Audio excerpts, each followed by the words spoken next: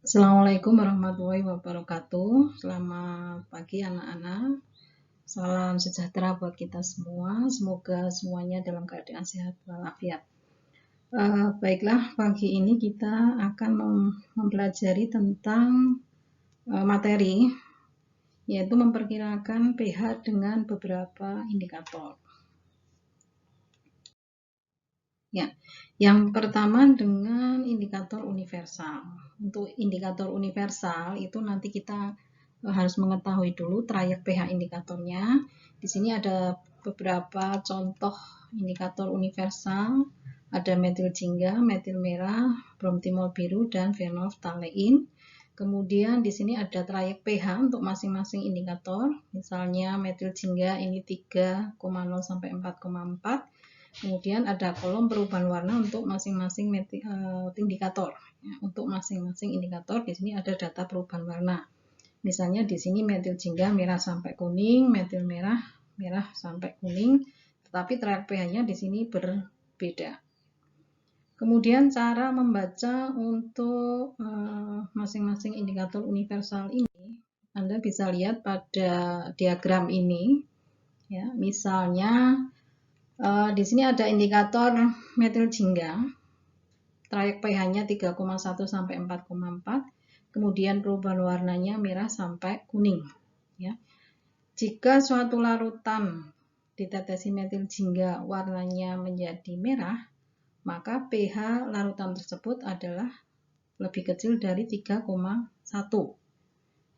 Jika suatu larutan ditetesi metil jingga warnanya berubah menjadi kuning, maka pH larutan tersebut adalah lebih besar dari 4,4.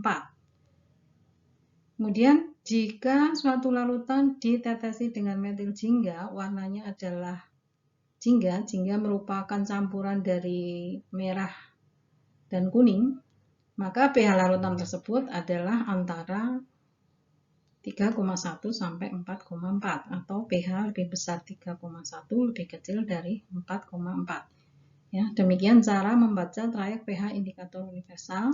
Berlaku juga untuk indikator yang lain. Ada metil merah, BTB, PP, dan lakmus.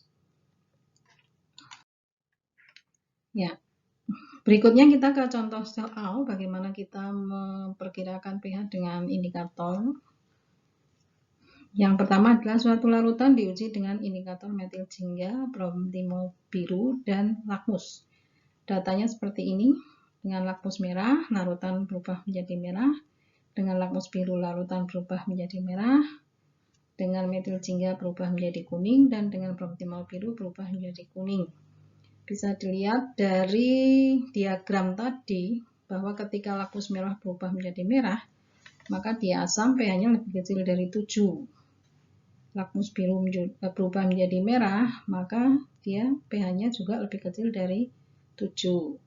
Ketika ditetesi metil jingga warnanya kuning, maka dia pH-nya lebih besar dari 4,4. Ya, kemudian dengan bromtimol biru warnanya kuning, pH-nya adalah lebih kecil dari 6.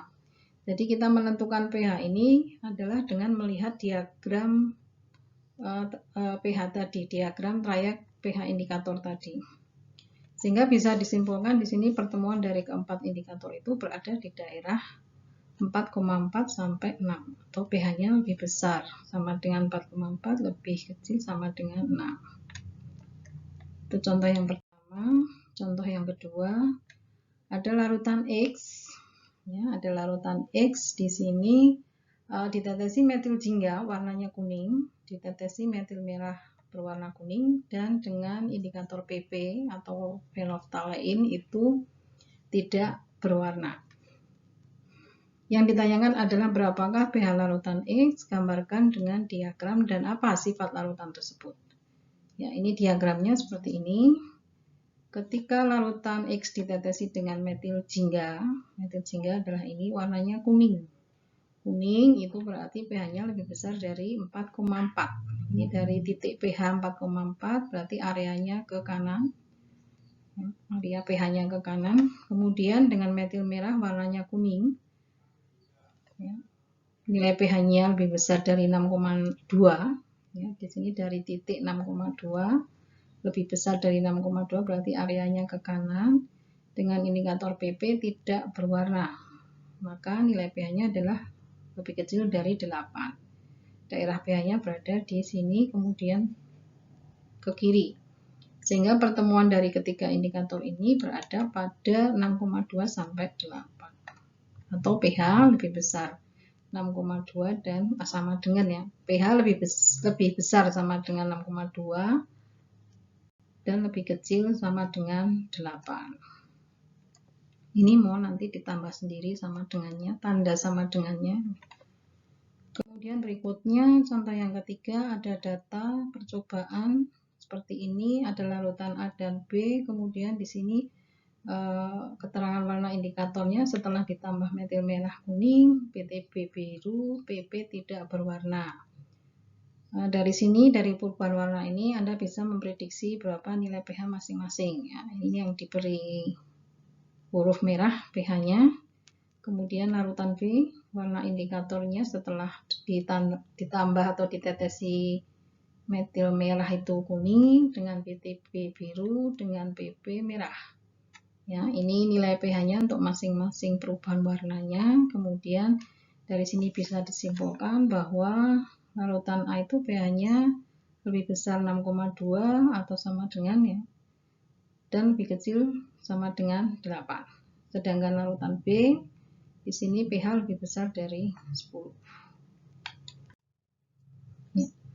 Berikutnya adalah memperkirakan atau menentukan pH dengan indikator pH stick. Indikator pH stick bentuknya seperti ini.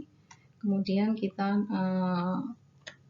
ambil contohnya dari foto saja. Ini ada tiga senyawa. Ada air,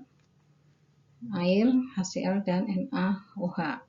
Kemudian untuk air kita uji pH-nya dengan indikator pH stick dengan cara dicelupkan ke dalam air. Kemudian perubahan warna yang terjadi pada pitanya ini kita cocokkan dengan warna yang ada di wadahnya. Dari sini menunjukkan bahwa perubahan warna pada pH stick yang sudah dicelupkan ke dalam air itu sama dengan nomor 7 atau pita nomor 7 yang ada di wadah ini. Sehingga itu menunjukkan bahwa pH air sama dengan 7. Kemudian untuk HCl setelah dicelupkan ternyata perubahan warnanya seperti ini ya. Setelah didekatkan dengan standar di wadahnya ini ternyata perubahan warna HCl ini pada indikator pH sticknya menyerupai pita nomor 3. Ini menunjukkan bahwa HCl mempunyai pH sama dengan 3. Kemudian berikutnya NaOH dicelupkan, terjadi perubahan warna seperti ini. Setelah didekatkan dengan wadahnya ternyata mirip dengan pita yang ke-13. Ini artinya pH NaOH di sini adalah sama dengan 13. Jadi di sini area warna untuk pH asam dan basa itu berbeda. Untuk pH asam biasanya warnanya dari merah ke kuning, sedangkan untuk area warna pada basa itu sekitar biru dan ungu. Demikian cara-cara menentukan pH dengan beberapa indikator. Di situ sudah ada contohnya. Silahkan Anda anak-anak memahami bagaimana cara menentukan pH dengan beberapa indikator. Materi ini juga bisa dijadikan referensi untuk Anda membuat laporan praktikum. Ya, saya akhiri. Wassalamualaikum warahmatullahi wabarakatuh.